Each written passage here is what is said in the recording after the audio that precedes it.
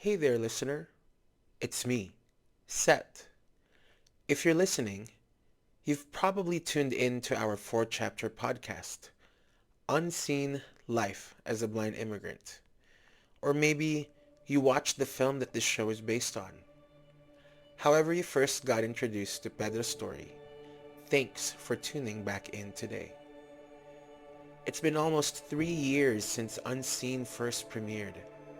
Just when we thought that we're wrapping up our impact campaign for the film, the current political climate around immigration enforcement, as you might know, reinvigorated the work that we're doing.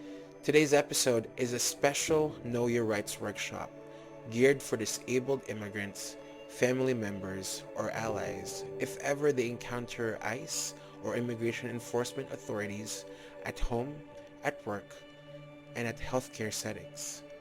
We recognize that there has been a big gap on how mainstream immigrant rights organizations overlook the access needs of disabled immigrants in providing critical information at this moment.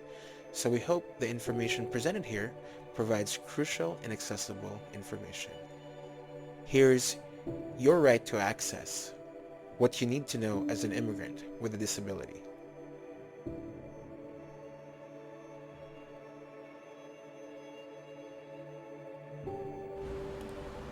Buenas tardes, good evening a todos. My name is Anna Portnoy Brimmer.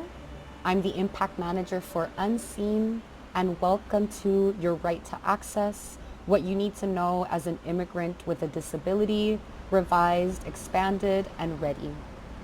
Before we start, we want to point people in the direction of the accessibility services we have available for today's event. We are sharing the link for today's PowerPoint presentation for you to follow along, and it will also be screen shared.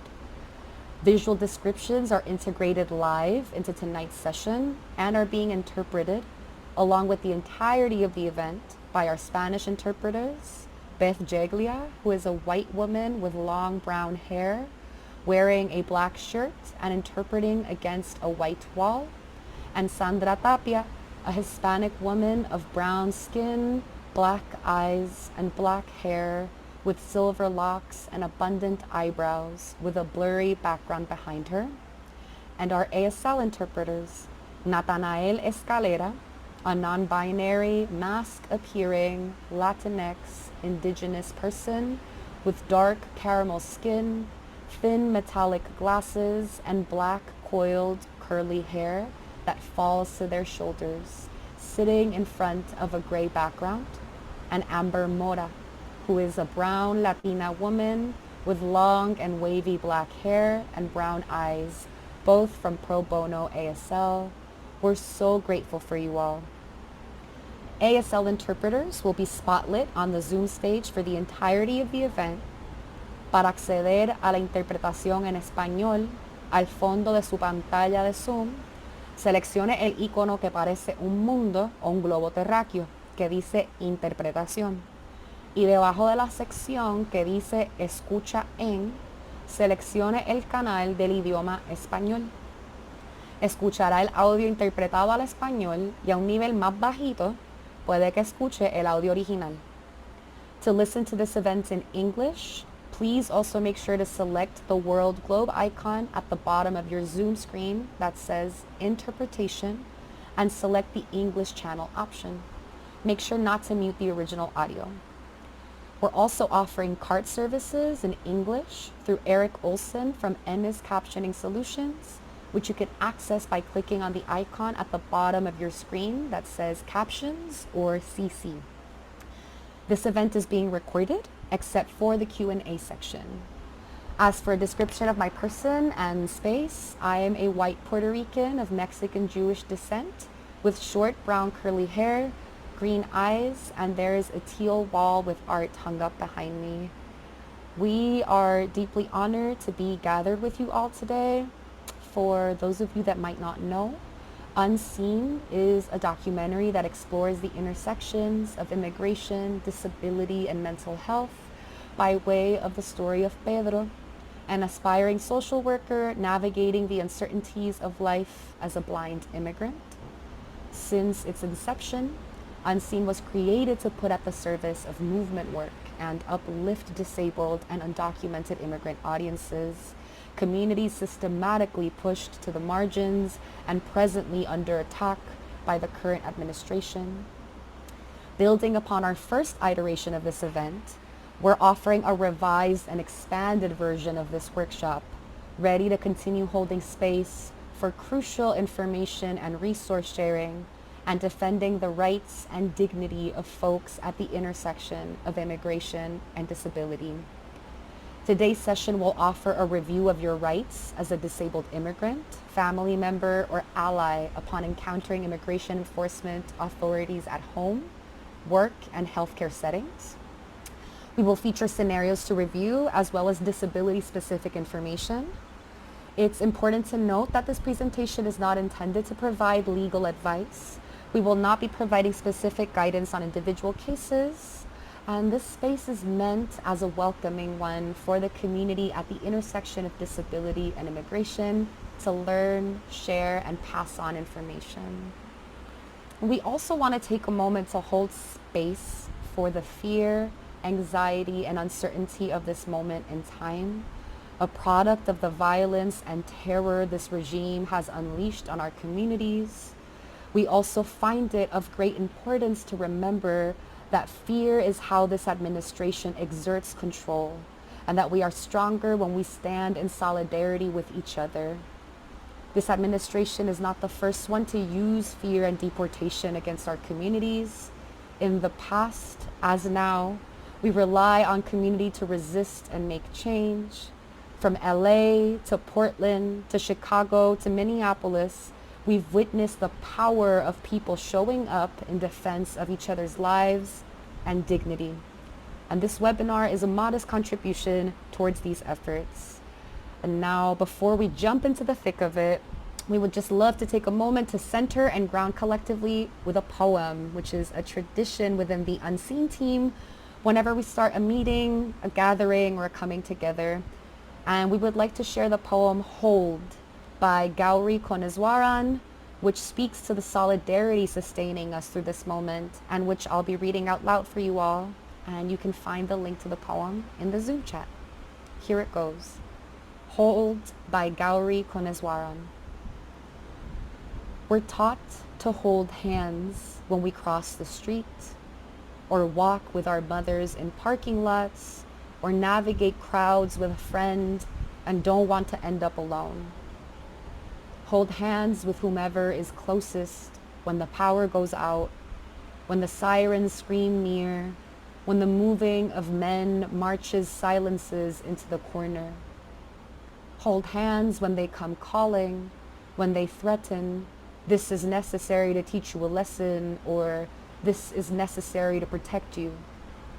Hold hands when we stand still, when we walk, when we run, when they tell us to surrender, when they tell us to do anything.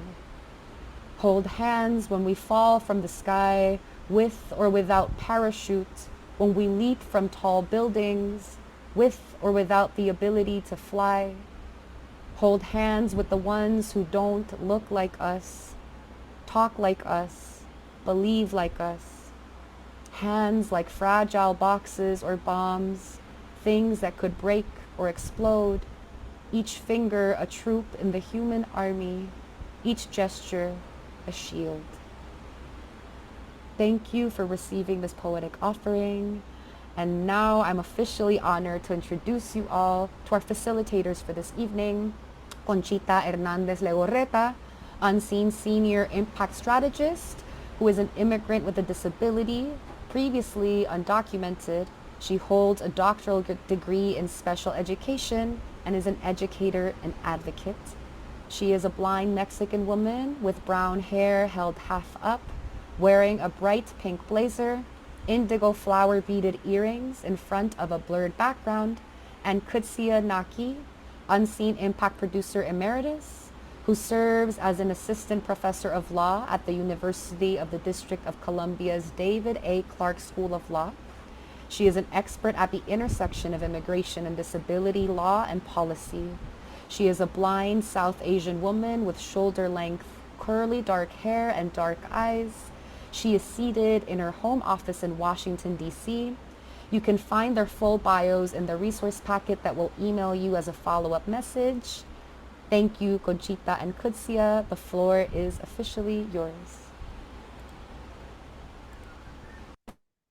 Thank you so much, Ana, for that introduction. I am Conchita, spelled out Conchita, and my name in ASL is the letter C, kind of making a smile. We are so honored to be here with you all today, wishing at the same time that we did not have to be. And as a grounding, our values are going to help us ground our work.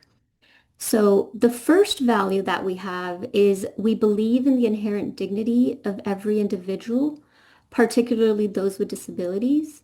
From eugenics to microaggressions against us, it can seem that disability is a bad word, and we reject that idea. Feel free to read more on this in the link we are providing, as explained by Andrew Solomon in The Dignity of Disabled Life.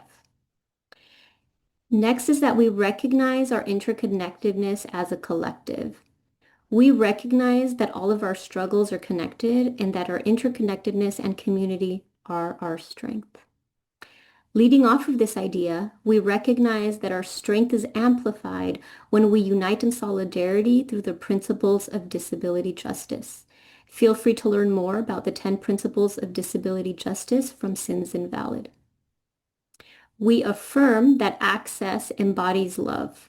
While accessibility is the law and everyone should do it, and we should demand that people and organizations put disability and accessibility into their work, at the heart of it all, access is love.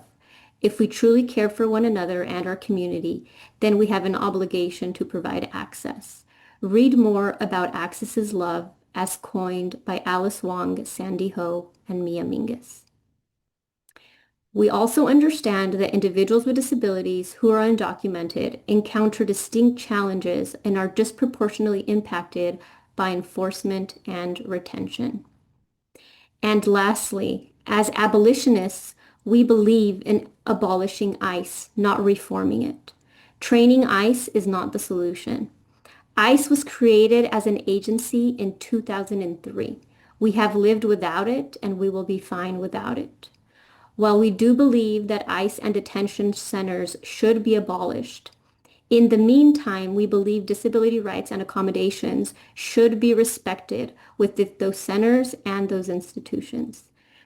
Thank you all so much for being in community with us, and I will now pass it on to Kutsia. Thank you, Conchita. Can you all hear me okay? Yes, we can. Thank Wonderful. you for Thank you, checking. Anna. I just changed my audio setting, and I apologize in advance and appreciate everyone's grace. I may have a newborn crying in the background, so thank you all for your patience with that. Thank you, Conchita, for those incredibly powerful words. Uh, and thank you to Anna, the rest of Team Unseen, and all those providing access support today. It is truly a gift to be in community with everyone, especially in these difficult times and these scary times. So I wanted to start us off with a roadmap for our time together today. I wanted to offer a quick summary of what we hope you're going to learn. First, we will provide an overview of the immigration system and your rights during immigration enforcement actions. Next, we will explain how disability rights laws apply to disabled immigrants who encounter immigration officials. Third, we will go over safety preparedness plans, what they are, why they are important, and how to create one for yourself or for your loved one. We'll then apply through 4 role play scenarios to recap what we learned, and we'll allocate a bit of time at the end for questions. Next slide, please. So now let's talk about the immigration system and law enforcement. Next slide, please. Immigration system overview.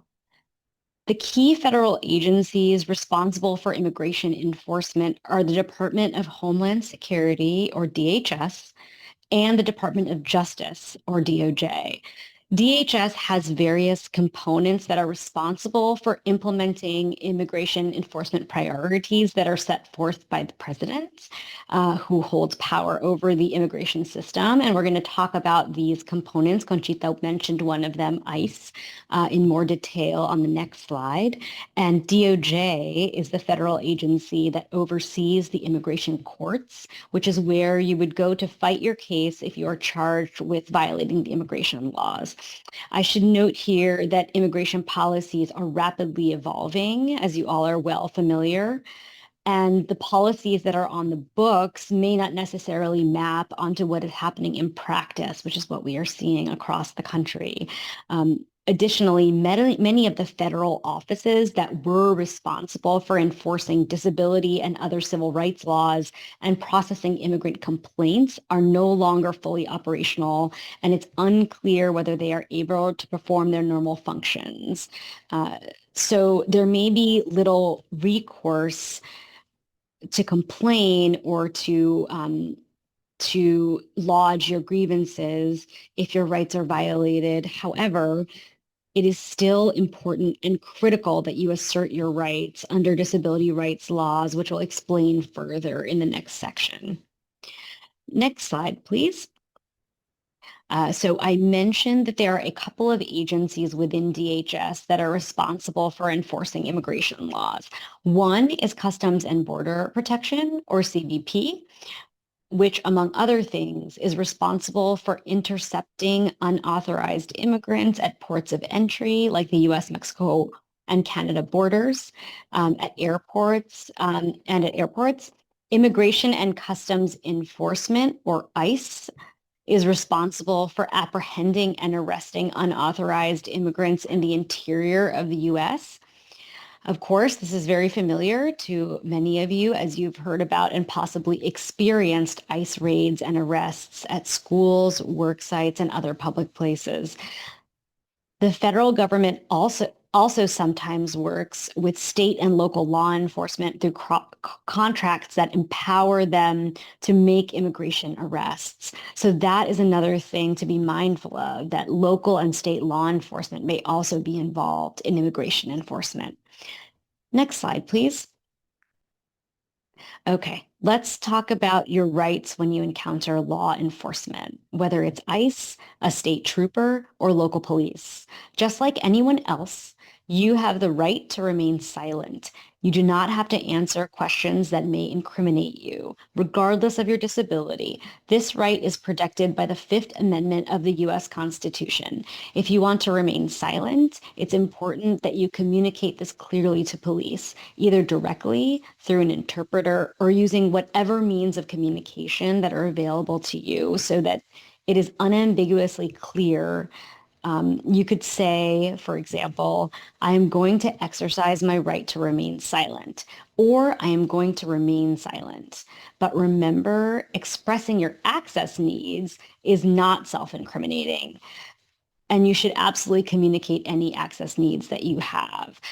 So we'll talk more about the tools you can use to express your access needs in the next sections. Next slide, please. You have the right to legal representation during police interrogations. Having an attorney present is the best way to help protect your rights and ensure that the interrogation is conducted properly. Police are not legally permitted to interrogate you without a lawyer present. If you clearly invoke your right to an attorney, you can say, I'm not going to answer any questions without a lawyer here. Law enforcement officers may not advise you about your right to remain silent or your right to an attorney. They may even ask you to sign a form that gives away these rights. But even if you do so, you can invoke these rights at any time during the encounter with the law enforcement official. Another thing to remember is that you do have a right to government-appointed counsel if you can't afford a lawyer in a criminal case. However, immigration for some reason, is not considered criminal. It is a civil case. So in immigration court, you do have the right to have a lawyer present with you to represent you, but the government does not have to give you a free lawyer if you can't afford one. So as we'll talk about in the section on safety planning, this is why it's really important to be familiar with the free immigration legal services in your local area. Next slide, please. So based on what we've learned so far about your rights when encountering law enforcement, these are a few quick phrases that you can use if you encounter law enforcement in the context of immigration raids. So we recognize that given the current climate, ICE may ignore what you say, but it is still essential that you assert yourself as much as you are able to document legal violations and to protect your rights in the event that you want to challenge what is happening to you. Let's go over some of these quick phrases that you can use. First, am I free to go? You can repeat any of these phrases multiple times and always ask if you can leave the scene to make it clear that you've been detained. So, am I free to go? Feel free to continue repeating that question.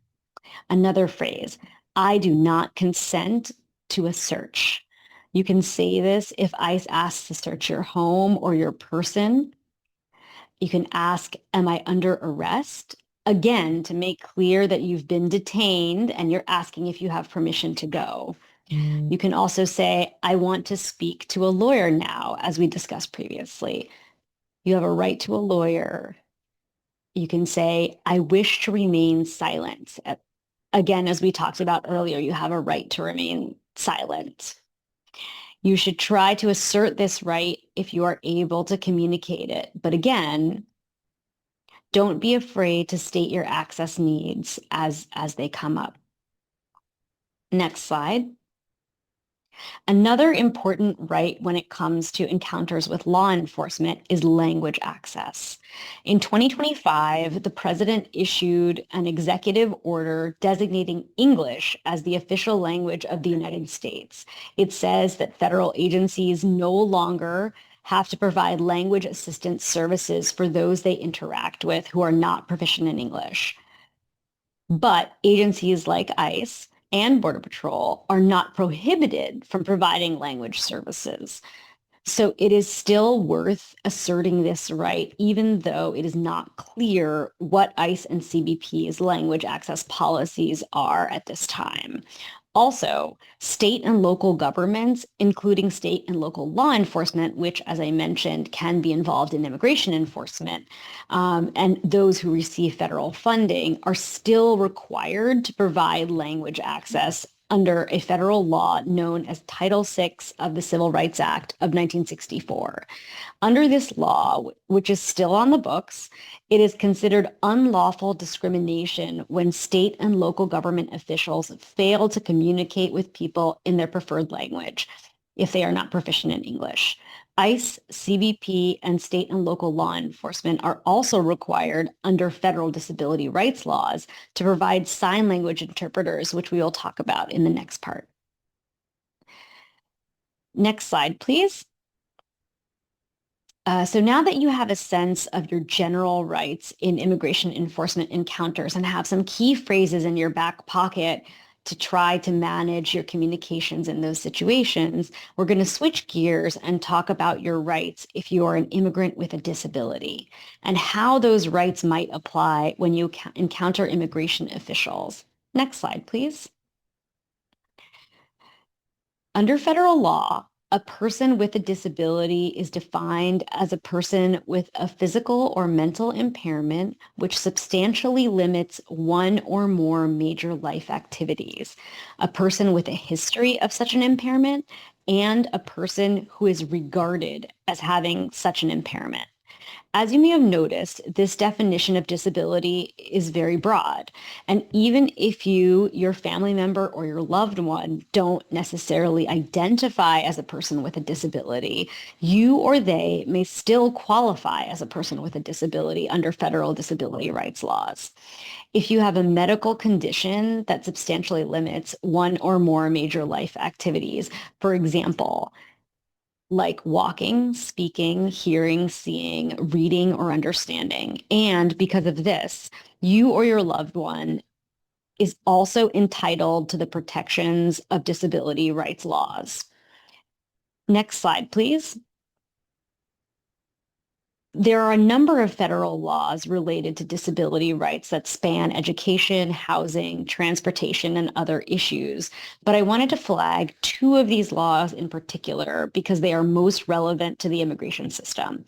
The first is Section 504 of the Rehabilitation Act of 1973, which applies to federal agencies, including DHS and DOJ, and entities that receive federal funding, like state and local law enforcement that receive federal funding, that receive the federal funding to enforce immigration laws. There's also the Americans with Disabilities Act, or ADA, which applies to private employers, state and local government, and places of public accommodation, such as restaurants, retail stores. Next slide, please. What do these disability rights laws actually do in practice? In general, they do three things. First, they protect disabled people against discrimination that they may experience because they have a disability. For example, if someone says they don't want to hire you because you have a disability. Second, they ensure that disabled people receive reasonable accommodations and modifications so that they can equally participate in all aspects of life alongside non-disabled people. This includes being able to safely and effectively interact with law enforcement. I'll explain what I mean by reasonable accommodation or modification in the next slides. Third, disability rights laws ensure that disabled people can effectively communicate with government officials like police and ICE and other people they interact with in daily life. Next slide, please. What is a reasonable accommodation or modification? It's a change or adjustment to a rule for a standard process or activity that helps a disabled person participate fully and equally in that process or activity as a non-disabled person. So putting disabled people on the same playing field as non-disabled people. For example, adding a ramp to a building that only has stairs so that a person in a wheelchair can enter the building. The change or exception cannot cause a, quote, undue burden to the person who is providing the program or service. And it cannot require that the process or activity be fundamentally altered. In other words, that the process is changed so much that is totally different than it is for non-disabled people. But the burden is on the government to prove that there is an undue burden or that they have to fundamentally alter the process or activity. And it requires a very high standard. So it's not that easy for the government to say it will not provide the accommodation or make the modification. Next slide, please. Some examples of accommodations and modifications in the law enforcement context include stepping back to create space so that the person who is being detained can have a full view of the officer's body, providing a qualified sign language interpreter, access to medication if a person is in detention, access to a wheelchair or other medical or mobility equipment in detention, not handcuffing someone who needs their hands to communicate, access to a communication device or adjusting handcuffs or other restraints if they cause pain due to a chronic illness or disability. Next slide, please. Other examples of accommodations or modifications include speaking slowly, clearly, and visibly for purposes of lip reading, providing devices and interpretation services for communication, allowing stimming to process anxiety, using simple commands instead of complex sentences, and allowing time to process and understand information that an officer is providing.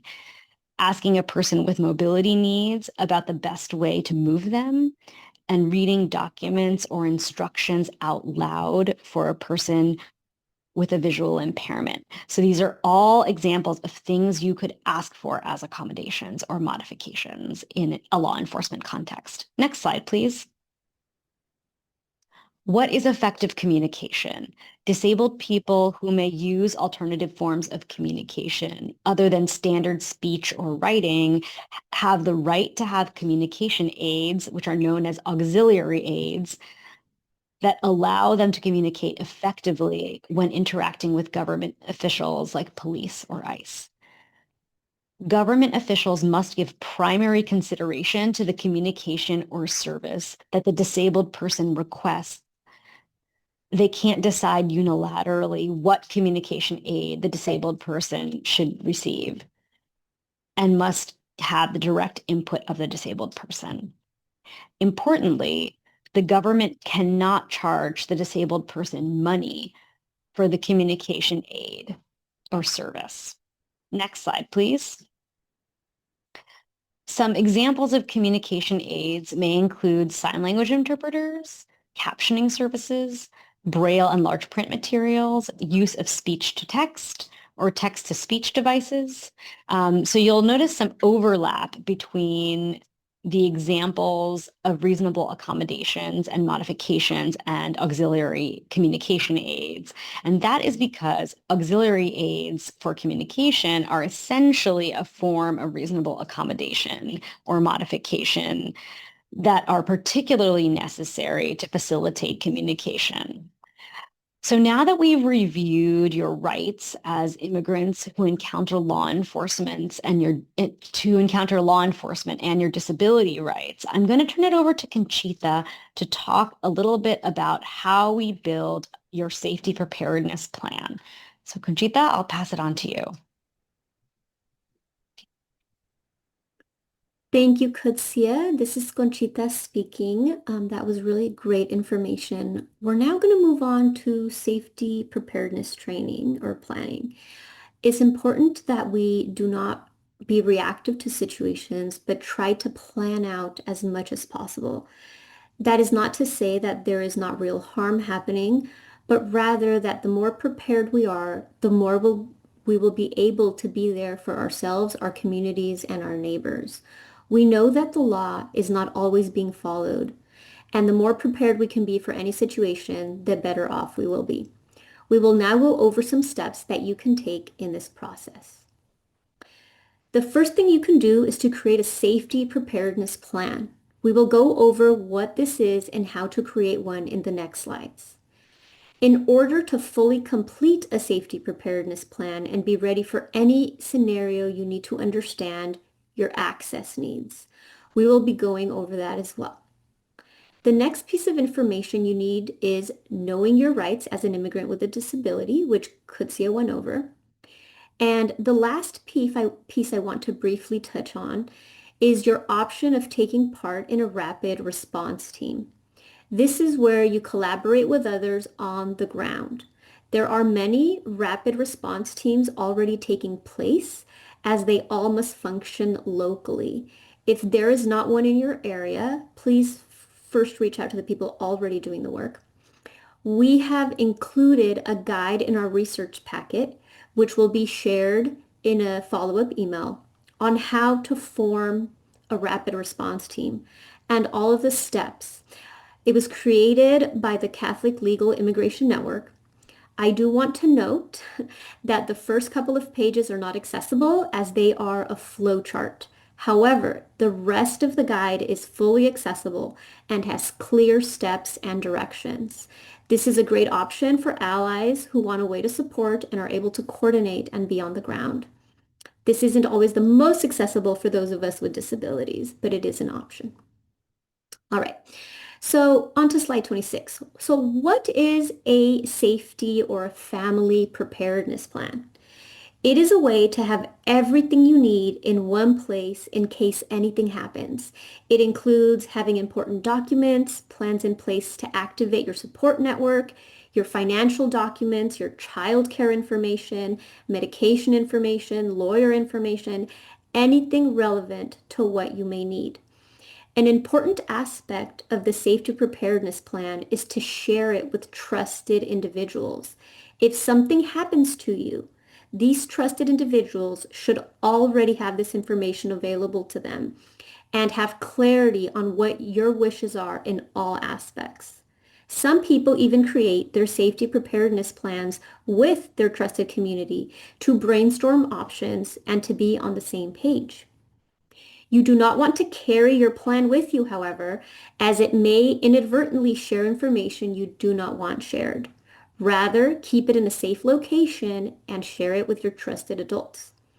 As a note, each state varies on what must be done in regards to children and guardianship.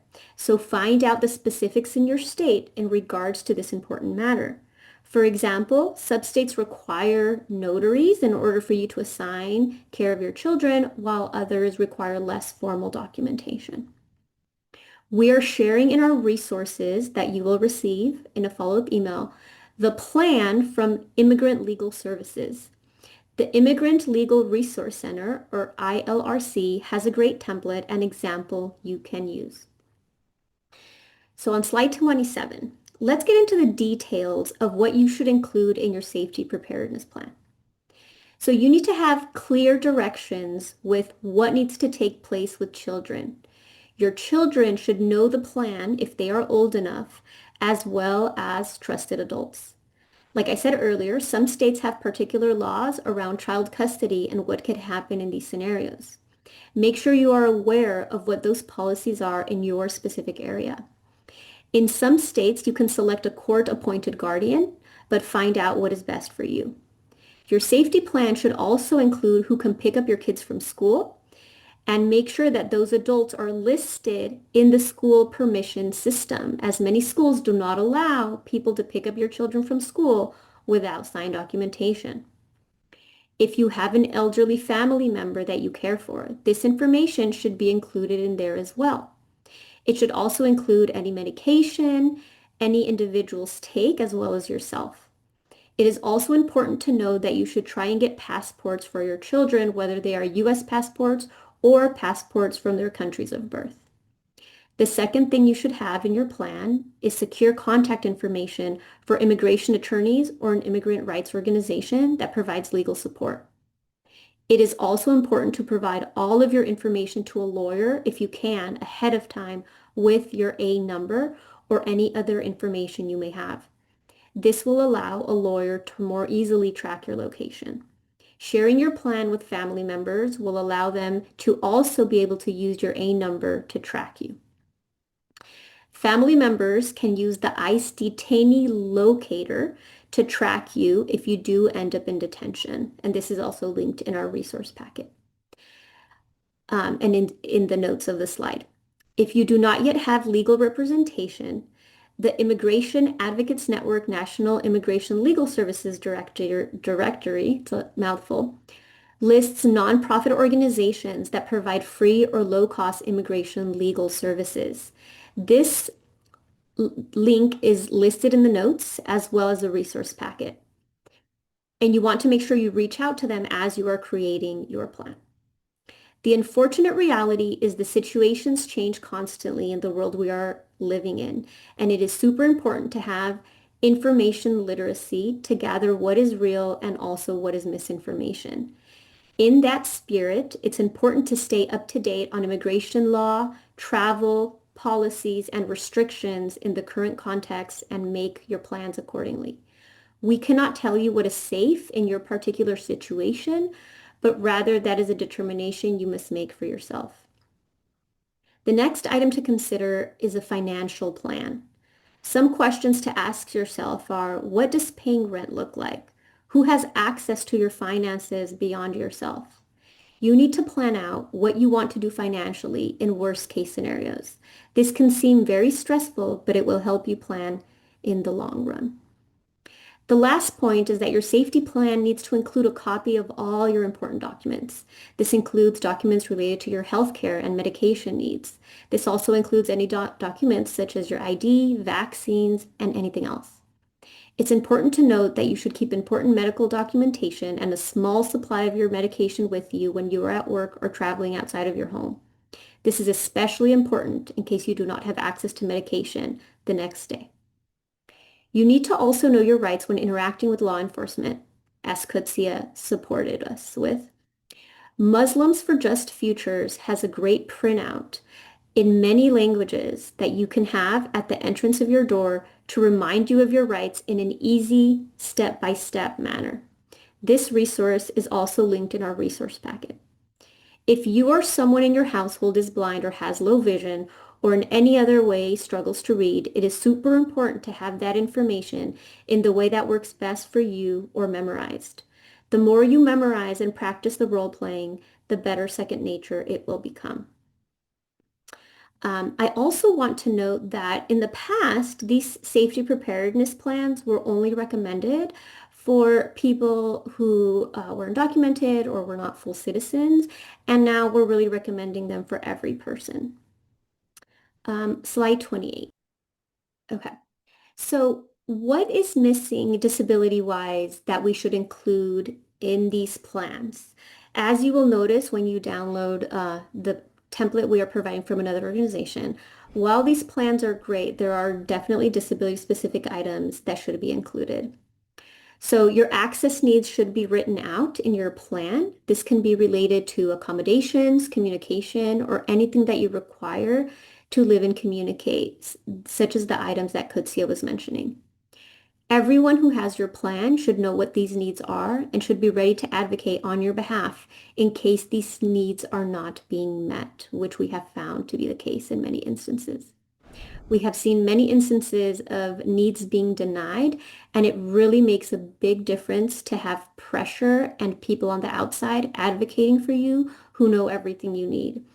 More on access needs in a couple of slides. The next item is really medication. What medications do you take? Is there medications treatment you are under? Are you a caregiver of a child or an adult that now needs a plan of care in your absence? Who is the person going to be? You need to write out step-by-step directions that people should take. The next item is communication needs. This ties into access needs. Is there a certain way you communicate? Do you need an interpreter for a language, for ASL? Do you have literacy needs? This could be anything from being blind or low vision, needing written documents in plain language, or not being able to read for any other reason. You should never sign a document you do not have access to. Slide 29. Now that we have a clear idea of what to include in our safety preparedness plan, we can talk about access needs. It is super important that we know what our access needs are. We are the experts on our own needs. Law enforcement and ICE will not know what to do, and having your access needs clear will support everyone involved. So how can you make your access needs known? There is something called an accommodation card. I want to give credit to Meath Sony for sharing this valuable information with us and who drafted the language in many of these slides. So what is an accommodation card? This card was created for individuals with disabilities who require an accommodation for the purpose of interacting, engaging, speaking, communicating, understanding, hearing, seeing, reading, and are following directions in the event they are stopped, questioned, detained, and or arrested by the police or immigration or ICE, or any state or federal government official conducting an investigation. The police, immigration, and any government official are required to provide you with a reasonable accommodation. The purpose of this accommodation card is to inform police, immigration, or the government officials that they must provide you with the accommodations if they want to interact with you. The card can be used along with a Know Your Rights card. I do want to highlight that there are different points of view on this topic. We are not here to tell you what is best for your particular situation, but rather to provide you with all of the information so that you can make the best decision for yourself. We are also not naive as to think for a second that law enforcement and ICE follows the law the way they should be following it. But the more we know, the more we can protect ourselves. So how would you use an accommodation card? So this card is available in many different sizes. You can print and cut out whatever size card that you need. The front of the card says you're an individual with a disability, and the back of the card is where you write out your accommodations. For example, if you require an accommodation of American Sign Language interpreter, you can write your accommodation as American Sign Language interpreter. Write or have someone else write out the accommodations you require in English. Carry this card with you or near you. If you require an aide or a PCA, you can have your aide carry this card on your behalf. The idea for this card is to have the information readily available so that you can share it as needed, as these encounters can be frustrating and we may not have all of our thoughts in order in the moment. A note that you do not have to be officially diagnosed in order to use an accommodation card, as Kutsia noted earlier. Slide 32 to 40. Oh, sorry, I'm reading the script. So now, to put some of this information into practice, we are going to be going through some scenarios that may take place. These scenarios are very succinct and oriented towards practical application of Know Your Rights information. Excuse me. I do want to give a content warning in case these scenarios may prove difficult for individuals with complicated relationships with law enforcement. This session will take a total of 20 to 30 minutes. Feel free to step away, mute, or do something else during this time to safeguard your well-being. For the scenarios, Ana will be playing out the immigration enforcement role. I, Conchita, will be playing the role of an individual with different types of disabilities in each scenario. Each scenario will include an explanation of your rights after the scenarios by Kutsia. Our first scenario will exemplify an interaction between a blind individual and immigration enforcement, showing up at their door or home. We will be starting the first scenario now. In this scenario, I am blind. There's knocking on the door. Knock, knock, knock. There is a knock on my door. Let me go see what it's about. Hello? How can I help you? Hi, can you please come outside? We want to ask you some questions. What is this about? We're immigration enforcement and we want to talk to you. But how do I know it's you? Come outside and we'll confirm that. Okay. Freeze. All righty. So based on what we've learned in the first portion of our presentation, here are some key takeaways to remember in this scenario of ICE coming to your door. First, ask the person who is knocking to identify themselves and provide their credentials before you open the door. Second, consider disclosing your disability to the law enforcement officer so that you can explain your access needs. The accommodation card may be a useful tool here. Third, make sure the officer has a warrant that is signed by a judge before letting them enter your home. If you're unable to read the document that the officer has, have a trusted person on speed dial who can help you read the documents via a video call. So for those who are blind who use video-based support services, IRA is known to be secure and confidential, but other services like Be My Eyes that may use volunteers may not be secure and confidential. Finally, remember that you have the right to remain silent. You can say that you wish to remain silent until you have a lawyer present. Okay, so with these tips in mind, let's replay our scenario. Knocking on door. Knock, knock, knock. There is a knock on my door. Let me go see who it is and what it's about. Hello? How can I help you? Hi, can you please come outside? We want to ask you some questions. Can you please identify yourselves? I'm blind and cannot see you. We're immigration enforcement and we want to talk to you. Do you have a warrant with my name on it signed by a judge? Yes, we do. Can you please slip it under the door? Okay, but you won't be able to see it anyways. I'll ask a family member or use a trusted service like IRA to confidentially read it to me. I will not be stepping outside unless the warrant is valid with my name on it. End scene. All right, so now we are moving on to our second scenario, which will exemplify an interaction between a deaf individual with a mental health disability and immigration enforcement showing up to their work through the front entrance of a restaurant. As a reminder, I, Conchita, will be playing the individual with disability, and Ana will be playing immigration enforcement.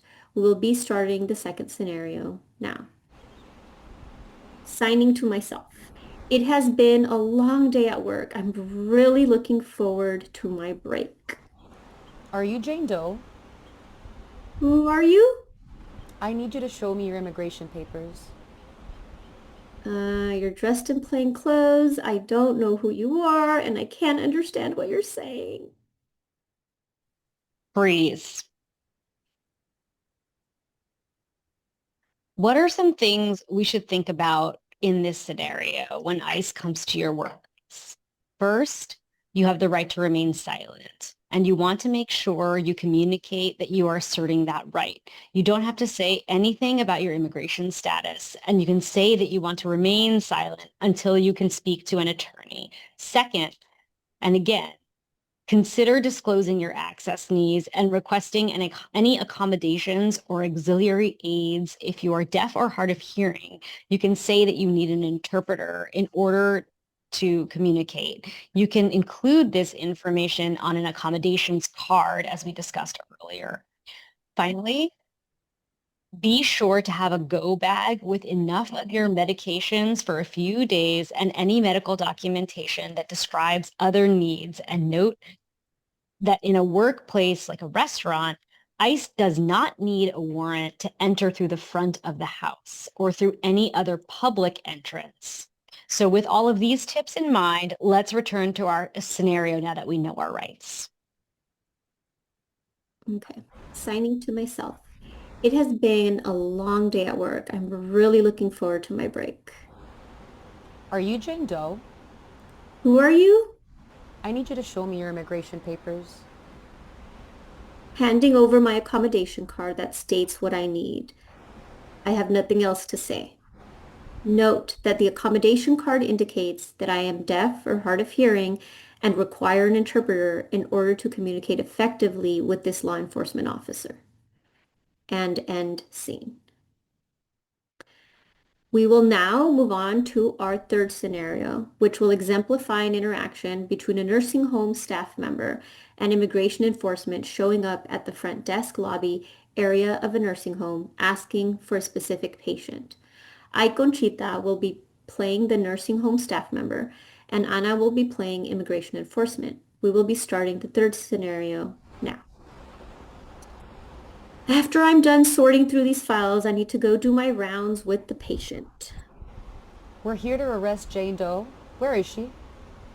Do you have a warrant? If so, is it signed by a judge or magistrate? It's being issued and should be on its way. We don't have it right now. Does it have Jane Doe's name on it and indicate which area of the facility you are authorized to search and when? Like I said, we don't have it right now, but we will soon. Tell me where Jane Doe is. I would like to search the reception area.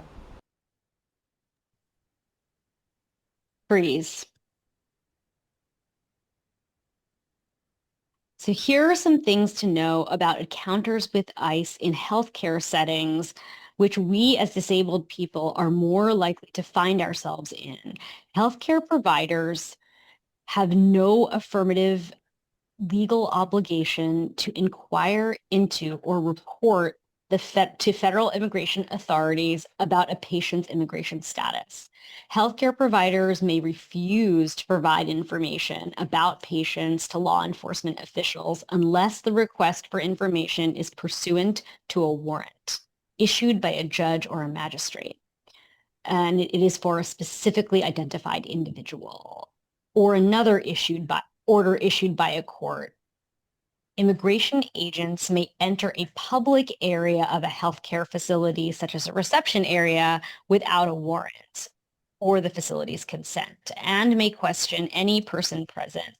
Anyone questioned by agents under these circumstances has the right to remain silent. ICE agents may not access non-public areas of a healthcare facility without a warrant. To enter a private area of a healthcare facility, enforcement officers must have either a warrant or consent from an authorized person at the healthcare facility. Healthcare facilities should designate specific staff to act as authorized persons in such situations and train other staff to refer agents to the authorized person. If you're in a long-term care facility or if there are healthcare settings that you visit regularly, you may consider asking them what protocols they have in place in case immigration enforcement shows up. If you are a healthcare provider, do consider making a plan for how you will protect your patients in the event of an ICE raid. The resource packet we will circulate following the webinar will include a link to a blue card, which, similar to a red card, offers information about what to say and what to do as a healthcare worker if ICE shows up at your facility. Let's try the scenario again one more time now that we know our rights. After I'm done sorting through these files, I need to go do my rounds with the patients. We're here to arrest Jane Doe. Where is she? Do you have a warrant? If so, is it signed by a judge or magistrate? It's being issued and should be on its way. We don't have it right now. Without a warrant that you can show us that is signed by a judge or magistrate and that has Jane Doe's name on it, indicates what area of our facility you are authorized to search and when you cannot gain access to our facilities. I told you the warrant is on its way. Tell me where Jane Doe is. I would like to search the reception area. I will not answer any more questions, and I do not consent to a search of our reception areas. End scene. We will now move on to our fourth and final scenario, which will exemplify an interaction between a wheelchair-using patient on their way to pick up their children from school with immigration enforcement on a public street. As a reminder, I will be playing the individual with a disability, and I will be playing immigration enforcement, and we will be starting the fourth scenario now. I'm about to head out to pick up my daughter from school. I'm so glad her school is just a block away. Wow, it's so sunny today. I see masked and unidentified people approaching me. I don't know who they are. Where are your immigration papers? What's your immigration status? I don't know who you are. We're immigration enforcement. I don't know that. Freeze. What are the key things we should remember if we encounter ICE on the street? Again, you have the right to remain silent and the right to an attorney, and you should clearly assert those rights directly to the officers. Make sure you have that go bag on you with medications and any other medical devices or instructions. Current interactions with immigration law enforcement on the street are happening with officers showing up unidentified and masked and without disclosing who they are. We understand the natural urge to resist. We recommend that you demand and insist throughout the entire encounter that the people identify themselves and refuse to answer any questions until you gain access to legal representation. And remember, even if you don't have an official diagnosis, you can still use an accommodations card to disclose whatever medical conditions you may have. Okay, so with these tips in mind, let's see our fourth scenario again now that we know our rights. I'm about to head out to pick up my daughter from school. Let me grab my go bag with my medications before leaving. I'm so glad her school is just a block away. Wow, it's so sunny out today. Oh, I see masked and unidentified people approaching me. I don't know who they are. Where are your immigration papers? What's your immigration status? Can you please identify yourself? Are you legal? I know I have a right to remain silent until I have my lawyer present, so I am asserting that right.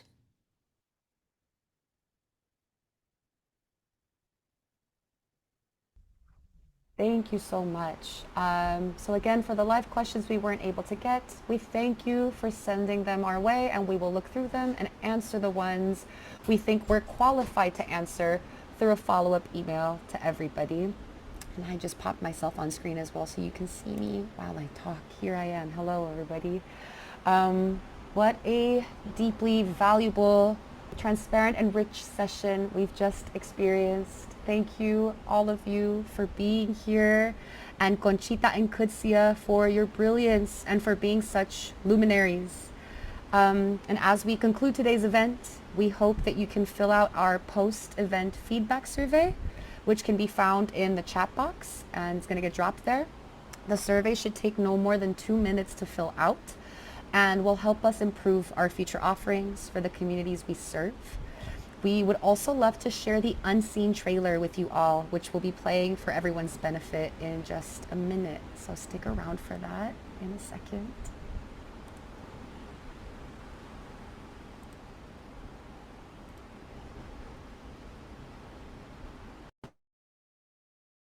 A piercingly bright day. A man walks with his guide dog. Almost everything in this trailer is blurry. Keep going, Tyler.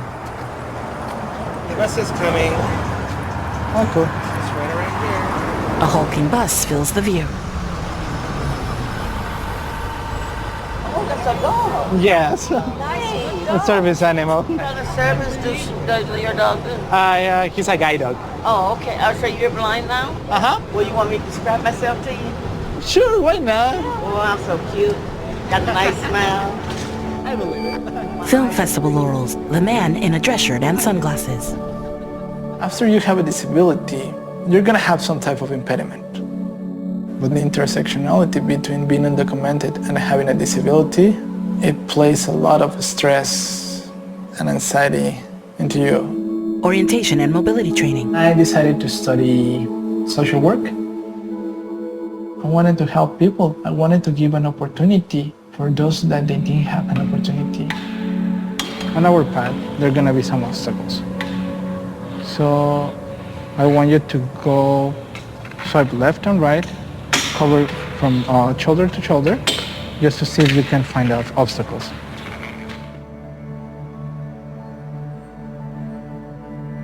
The man waits at a bus stop at night, colorful lights twinkling. I hate that narrative of like the good immigrant. Especially when it's like, hey, he's blind, he's undocumented, or he's going to college. Oh, he must be a saint. He leans down to bite into a birthday cake. Joyful dinner with friends. On one knee, serenading his grandma. Yes, I'm here. I was able to make it, this fire blood. How many people have to sacrifice for me to get a chance? The man is in focus. He glances toward the camera. This film is Unseen. For more info, visit unseen-film.com. Thank you so much, Seth, for playing the trailer.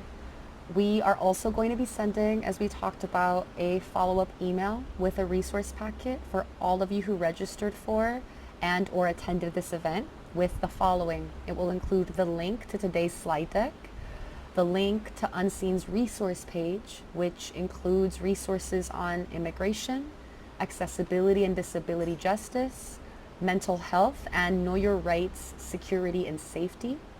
It'll also include ways to engage with and watch Unseen, links to red cards, also known as Know Your Rights cards, accommodation cards, blue cards, and other related materials, some video resources, links to community defense and rapid response resources, healthcare Know Your Rights resources, the poem that we read at the start of the event, Hold by Gauri Koneswaran, the bios and resource links for today's facilitators, links to join the Unseen newsletter and listserv, and finally, information on our co-presenting partners so that you can join, follow, and or support them. And we want to thank our co-presenting partners, CA Health for All Coalition, Hand in Hand, the Domestic Employers Network, Immigrants Rising, INMAT Foundation, the National Disabled Legal Professionals Association, and Open Doors for supporting and uplifting this event. And we want to take a moment to lift up their pressing and meaningful work. The Health for All Coalition works to remove exclusions based on immigration status in California's healthcare system and to ensure access to coverage and care for all immigrant Californians.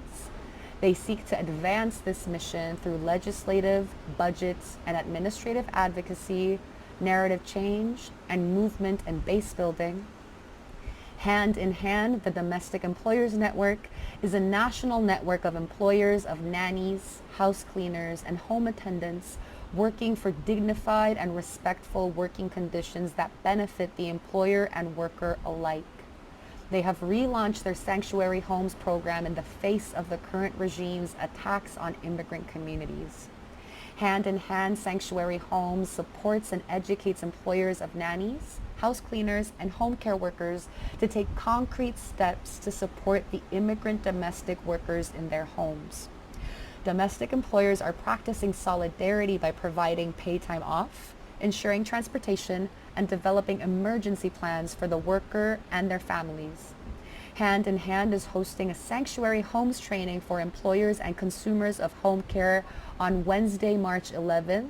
You can sign up at the link in the chat that's being dropped now.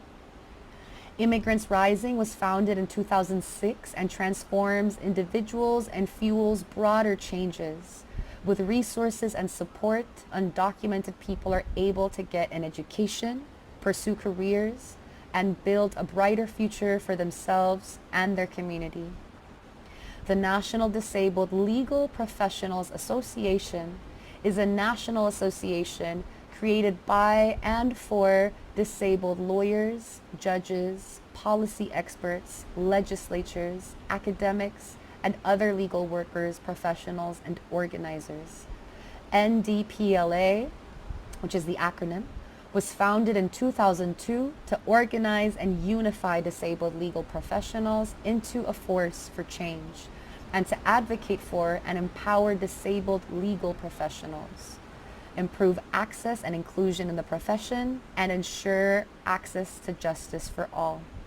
Finally, Open Doors is a nonprofit artist collective that invests in the creativity and leadership of Black and Brown wheelchair users. They are led by the Reality Poets, based out of the Kohler Nursing Home on Roosevelt Island. Open Doors is a fiscally sponsored project of the Center for Transformative Action, a 501c3. A very special thanks as well to our sponsor for this event, InMat Foundation, which supports organizations and projects that challenge and disrupt systemic gender oppression while championing justice and human rights, so that every person can look forward to a future where they are protected, accepted, and respected. We want to thank our beloved Ser Hernandez, Unseen director and co-writer, and Vivian Jaime and Lourdes Hernandez for their support in making sure we were covering our tech and cybersecurity bases, Conchita Consulting for their support in lending their Zoom account and resources, our accessibility partners, Eric Olson from Ennis Captioning Solutions, our Spanish interpreters Beth Jeglia and Sandra Tapia, and our ASL interpreters Amber Mora and Nathanael Escalera from Pro Bono ASL for working closely with us to make this event accessible, because as Mia Mingus, Sandy Ho, and our dearly departed Alice Wong beautifully declare, access is love, and our beloved facilitators, Conchita Hernandez Legorreta, Unseen Senior Impact Strategist and Disability and Immigrant Justice Advocate, and Kutsia Naki, Unseen Impact Producer Emeritus, Legal Scholar, and Disability Media Maker. And finally, we want to thank all of you who gathered with us tonight for your presence, intentionality, and solidarity. Buenas noches a todos. Good night. Thank you.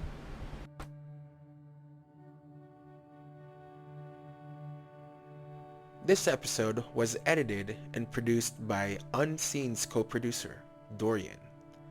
The featured webinar was produced by our Impact Manager, Ana Portnoy Brimmer. The featured presenters are our Impact producers, Conchita Hernandez Legorreta and Kudsia Naki. This event was made possible with generous support from the InMat Foundation. Special thanks to our accessibility team, Lourdes, Viviana, Ennis Captioning, Pro Bono ASL, Beth Higlia, and Sandra Tapia. To learn more and to watch the film, visit unseen-film.com. Thanks for listening to our show. I'm Seth Hernandez.